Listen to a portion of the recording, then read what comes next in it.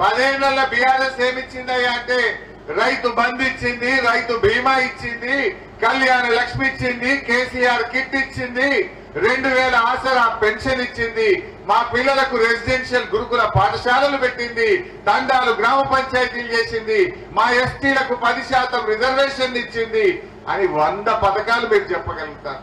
మరి బీజేపీ ఏం చేసిందో చెప్పగలుగుతారా? కొన్ని పనులైతే చేసిండు. పెట్రోల్ డీజిల్ ధరలు 100 రూపాయలు అయితే చేసిండ్రయ్యా. 100 రూపాయలు చేసిండ్రు. ఎలక్షన్ వచ్చిందంటే 2 రూపాయలు తెచ్చిండ్రు. గ్యాస్ సిలిండర్ ధర 350కి 1000 రూపాయలు చేసిండ్రు.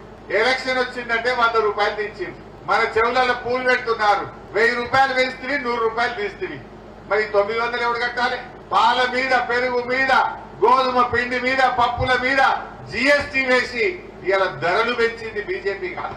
అరే ఆకలి పెరిగింది, నిరుద్యోగం పెరిగింది, పేదరికం పెరిగింది. ఇది తప్ప మీరేం చేసిండ్రు?